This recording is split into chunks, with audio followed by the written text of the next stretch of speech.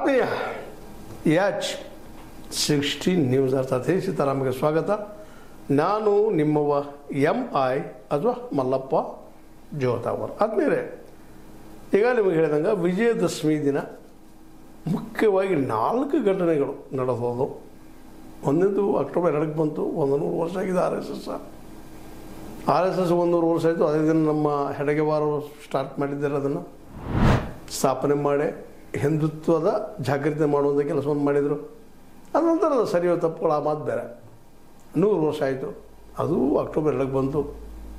ಇನ್ನು 1956ರಾಗ ಧಮ್ಮ ಪರಿವರ್ತನೆ, ಹಿಂದುತ್ವವನ್ನು ಬಿಟ್ಟು ಅಂಬೇಡ್ಕರ್ ಅವರು ಹೋದರು. ಯಾಕೆ ಹೋದರು ಅದು ಇವತ್ತು ಚರ್ಚೆ ಆಗ್ಬೇಕಂತ ವಿಷಯ. ಅದು ಅದ್ರ ಜೊತೆಗೆ ಗಾಂಧೀಜಿಯವರು ಹುಟ್ಟಿದ ದಿನ ಏನು ಅದ್ಭುತ, ಇವೆಲ್ಲ ಒಂದೇ ದಿನದಲ್ಲೆಲ್ಲ ಬರ್ಬೇಕಾ.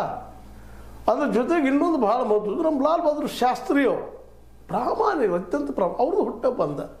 ಹೀಗಾಗಿ ಇವ್ರ ಬಗ್ಗೆ ಒಂದಿಷ್ಟು ನಾವು ಚರ್ಚಿಸ್ತಾ ಇದ್ರೆ ತಪ್ಪಾಗ್ತದೆ. RS ಬಗ್ಗೆ ಈಗ ಚರ್ಚೆ ಮಾಡಿದ್ದದ ಒಂದು ಫುಲ್ ಎಪಿಸೋಡ್ ಅದಲ್ಲ. ಈಗ ನಾವು ಮಾಡಬೇಕಾಗಿದ್ದು ಗಾಂಧಿ, ಅಂಬೇಡ್ಕರ್ ಮತ್ತು ಗಾಂಧಿ ಶಿಷ್ಯ ನಮ್ಮ ಶಾಸ್ತ್ರಿ.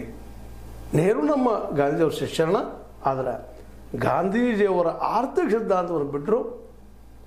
ಅಂಬೇಡ್ಕರ್ ಅವರು ಗಾಂಧೀಜಿ ಶಿಷ್ಯರಲ್ಲ, ಆದರೆ ಪ್ರಜಾಪ್ರಭುತ್ವದ ಪ್ರೀತಿ ಉಳ್ಳಂಥವರು, ಇಲ್ಲಿ ಜಾತಿ ವ್ಯವಸ್ಥೆ ಹೊರತು ಸಿಡಿದದ್ದು ನಿಂತಂಥವರು, ಸಂವಿಧಾನವನ್ನು ರಚಿಸಿ ಜಾತಿವಾದಕ್ಕೆ ಕಡಿವಾಣ ಹಾಕೋದಕ್ಕೆ